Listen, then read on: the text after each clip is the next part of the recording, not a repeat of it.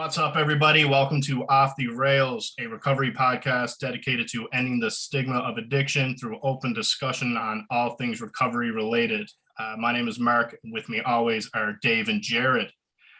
Today we have a very special guest on our show, all the way from New York. We have Paige. Hey guys. Hi, Paige. Hello. Thank you for joining and us. Nelly, And Nelly. the real star. Yeah. So Paige, usually what we do on our podcast is we just have our guests go through their story and how their recovery journey and how they got there. And we'll just ask you some questions probably. Cool. And if you have any questions for us, don't hesitate to ask. So I will. I'm the good at floor questions. is yours. The floor is mine. Where should I The start? Zoom. With like my 4-year-old self? Take it right from My the beginning. first memory? Where are you from? Well, okay, I'm from I'm from Pennsylvania. Okay. Sweet. A very small town, a town you've never heard of, called Shavertown, which is outside of Scranton, which you might Shout out have heard Scranton. of. Yes, the Might have Electric heard of. City. Yes, The Office. Very small town. I was kind of an outcast, as many people in sobriety can relate to. I was one of the only like Jewish kids in my high school. So like very, very small town. I didn't get along with anybody, didn't have many friends. Ever since I was like 4, I always kind of felt like I didn't belong anywhere. Even when I had friends, I was like, why don't they ever call me? Like, what's wrong with me? Why don't I have friends? You know, an outcast. So I kind of like leaned into being an outcast and like isolated myself. And I think drinking was like what made me think could bring me closer to people. Like, hey, people are doing it. I don't know. I guess I'll have a drink, or like that's the cool thing to do. So I started dabbling with just beer when I was probably 11, but like really got started when I was 13. And like I would bring alcohol to school in like water bottles. I would skip school. I almost didn't graduate high school because I was just like partying all the time. And yeah, and then I like kind of based my entire life around alcohol and drugs. I went to a college where I knew I wouldn't have to drive a car, because driving while under the influence is really bad. And I did it so many times. The fact that no one's dead is like, I don't know what it is, a miracle. And then I even chose to live in New York City because you don't drive here. So I kind of, and then I don't know, a lot. So how old are you at this point by the time you moved to New York? When I moved to New York, I graduated college. I was 21 whenever you graduate college. And I was in advertising and I couldn't get a job. So I got a job at a bar, which was the best thing ever. I had so much fun. I decided to not even like try to get a job in advertising because I was making so much money bartending. I had the best time, but it was insane. Like I was going into work at 8 and then leaving work at 5, and then I would take all the bar home with me and party until like 1 in the afternoon and then go to bed. And then somehow I got involved and I bought a bar and I owned a bar, and that was just even further of the best time ever, but also so toxic. And yeah, it was just a nightmare. A quick question.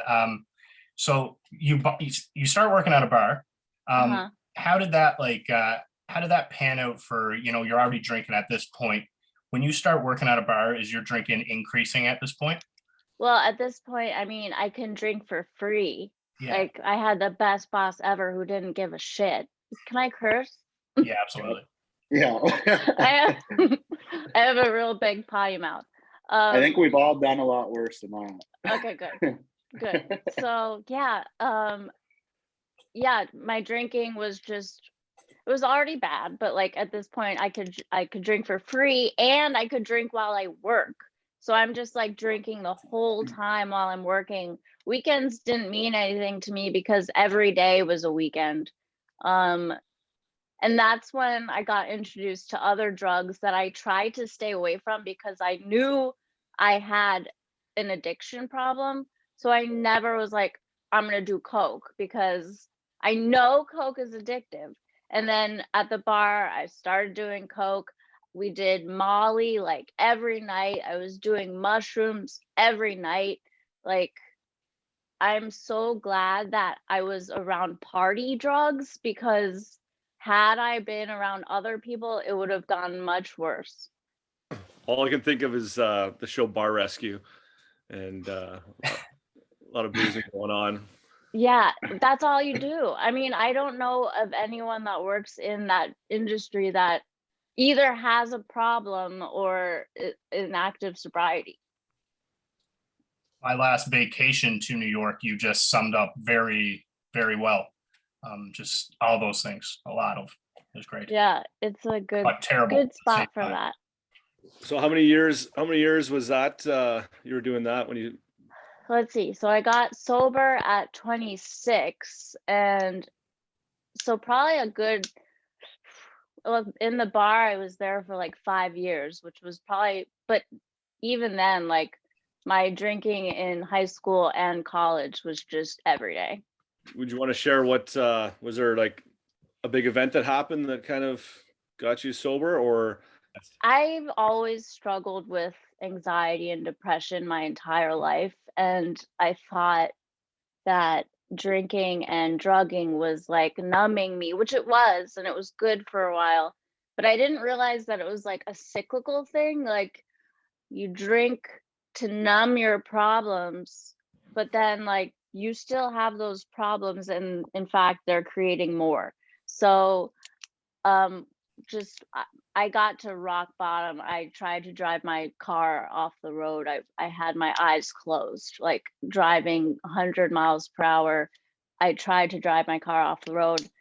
Somehow I was driving roads that I knew like the back of my hand, and somehow I made it home. I don't know how, but I told my therapist and she's like, "That's it, you're going to rehab." And I said, "I don't need to go to rehab. I need to go to an insane asylum." I was like, "I'm crazy. I don't have a drinking problem." She's like, "No. Your problem is your drinking, and your like craziness is only stemming from the drinking and the drugs." So then I went to rehab at 26. How was it, a 30-day program or? It was a 30-day program. I actually stayed for 2 more weeks because it's not a good idea to tell them you want to stand in traffic. They will put you in a hold. So they send me to the hospital for suicide watch because I told them I wanted to stand in traffic. So then they sent me to a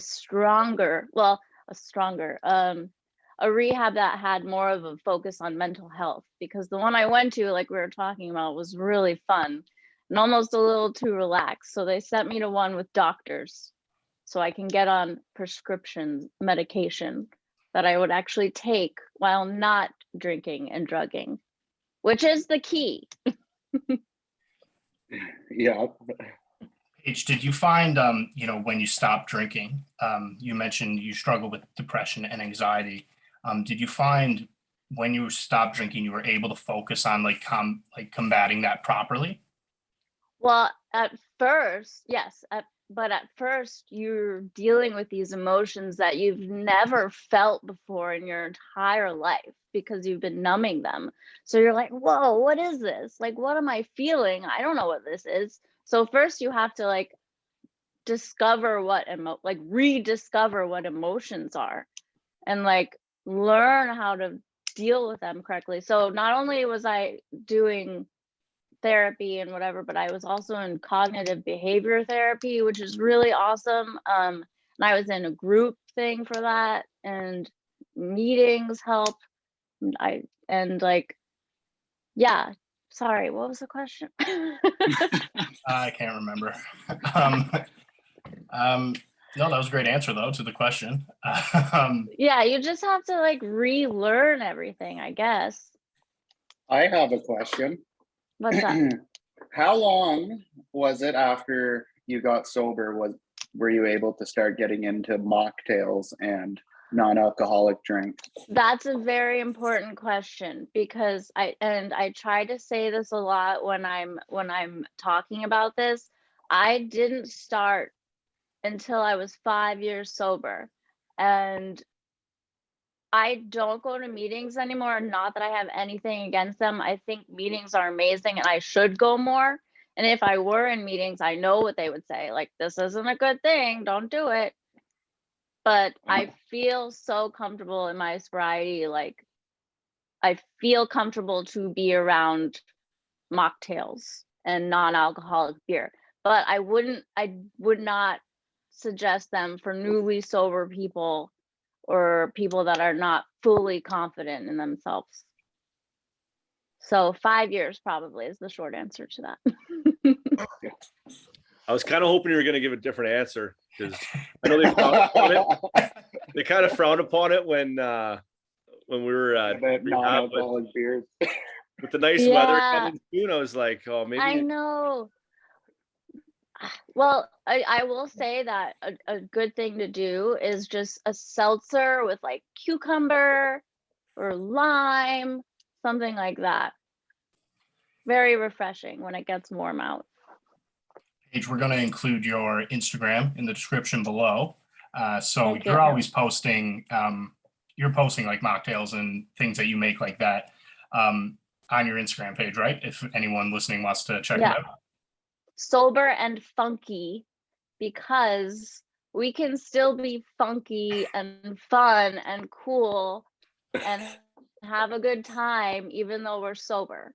Absolutely. That's a very common misconception. That's a good daily motivation quote. People don't invite me out anymore because they think I can't hang, but like I'm just as fun. I'm probably more fun than you. Yeah, you seem pretty fun. Okay. What was that like actually for you coming back from rehab and like most of your life being in the bar industry, and then, you know, friendships and stuff like that? Like, how was that transition? So I actually, when I got out of rehab, which was in Florida, I stayed there for 2 years because I sold my bar, and I was just like, well, I really have nothing to go back to right now. I'm gonna try to like chill for a little bit. New York's a lot.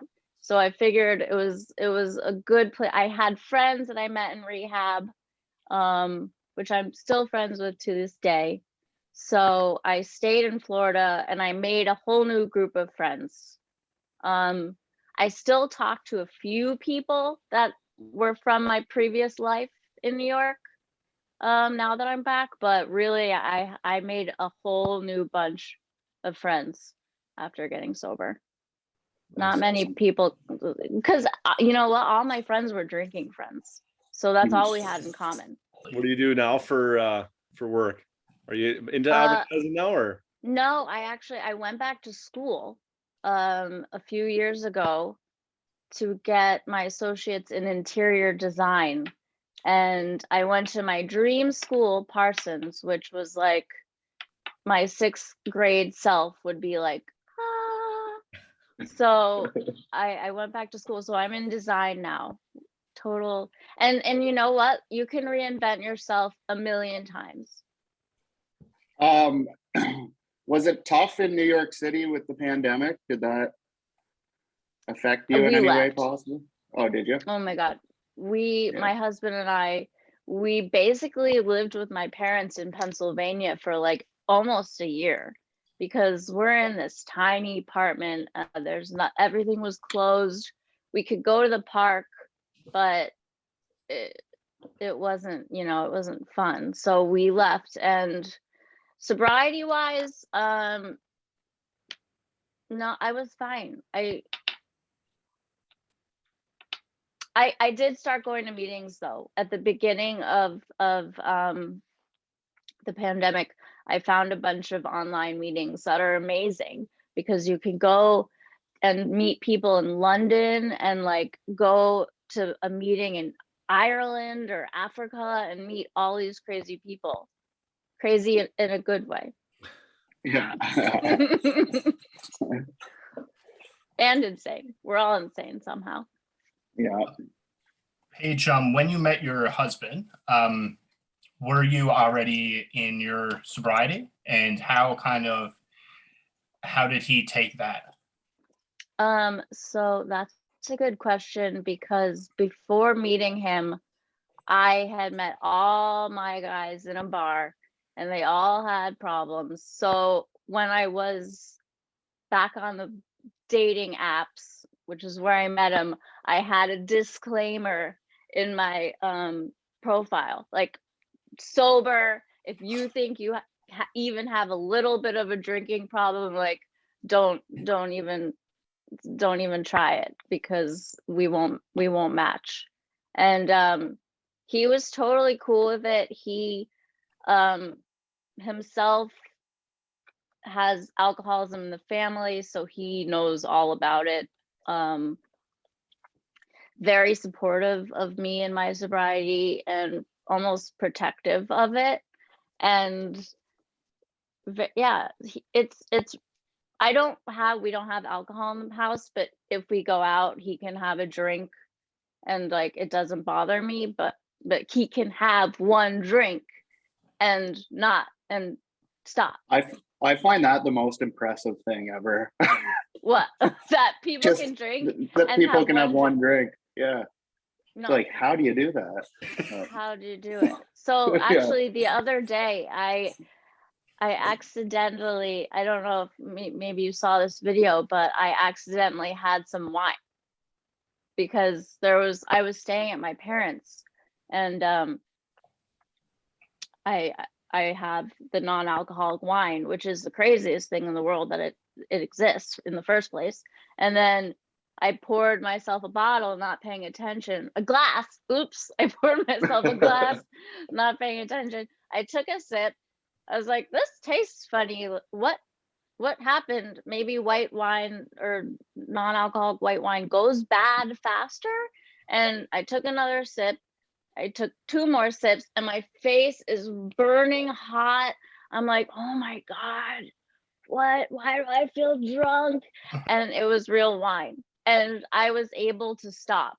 Like, and when I told my parents that story, they were like, what would have happened if that happened to someone else? I was like, they might have told themselves, oh, fuck, like I fucked up. I fucked up already, so I might as well keep drinking. But I was able to stop and pour the glass out, which I think is also something really important to note, that if you're gonna dabble in the non-alcoholic world, you're gonna get served alcohol accidentally. It's happened to me, and I've taken 1 sip and I've been able to say, oh, that's whiskey. Like, take that away. And then comp all that drinks from us. It's really nice to play up the I'm sober card. It's really impressive, because Yeah. That's awesome. I would be in a world of hurt if I dabbled in my drug of choice. Well, that's why yes. Paige, wondering, we recently did a top 5 and we all shared our top 5 recovery tools, kind of what we like doing or things that have helped. Do you have anything that you can think of that, especially early on, like we're all pretty new, but. Mm-hmm. So I'm sure you've heard play the tapes. Absolutely. Your favorite one. Yeah. It's a good one. And especially going into like, as you go further and further away from day one, you need to remind yourself, because they get fuzzy and you get kind of complacent and comfortable which is kind of where I am and why I keep trying to go to meetings. But like, you get overly confident, so you need to like play the tapes and remind yourself this wasn't fucking great. Like, you were in a bad spot. So I think that's definitely my number one. Also, finding a new hobby or 10 new hobbies is like super important. Like, I always wanted to go like be a hiker and be an outdoors person. So like, I've been trying to do that. So like, every vacation we take is somewhere where there's outdoor stuff. My vacation spots where I used to want to go, I think have changed a little bit. Oh yeah. Where do you want to go now? I don't know, my biggest one I wanted to go to before the pandemic was Nashville. Never been. And I don't know if I can go there right now. Not yet. Well, Don't trust myself. maybe not right now, but someday you'll be able to go there and Yeah. enjoy it and remember it. Yeah. Yeah, I'm not going to Vegas anytime soon. Not that fun anyway. Guys, do we have any more questions for Paige? I do. What's your favorite go-to non-alcoholic drink that you've maybe come on to or recently I had this like spicy botanical beverage called 3 Spirit Botanical, and I mixed it with this like grapefruit pomelo seltzer, and it was really spicy and it had a nice kick. I used to make these really delicious spicy margaritas with like honey, jalapeno infused syrup. So it kind of reminded me of that, but it was a little more on the gin side. But my all-time favorite go-to is the non-alcoholic mojito, which will piss your bartender off, but who cares? Super easy to make. So if they say they can't do it, they're lying. well, when you make them, is there certain ingredients you use for like to substitute out, like if you're making a vodka gin or is it just kind of? It's just, it's just seltzer and then finding like a nice like syrup or making your own. Or finding like a really nice seltzer and adding some cucumbers, my favorite, mint, grapefruit, adding some just like fresh stuff. Mint and cucumber, and you can't go wrong. Perfect. Especially when it starts getting warmer. Guys, if we don't have any more questions for Paige, I'll take us out. So guys, if you or someone you know wants to be a guest on Off the Rails, hit us up in the comments below or on Instagram or Facebook. Paige, thank you so much for joining us today. Thank you guys. Paige. And Nelly. And Nelly Nelly. as well, And yes. keep in touch with each other always, Absolutely. It's very important. It's awesome you guys are doing this. Thank you so much. Thanks for joining us. And feel free to reach out whenever you'd like. Oh, will do. Awesome. Sorry, I had to do it. Thank you.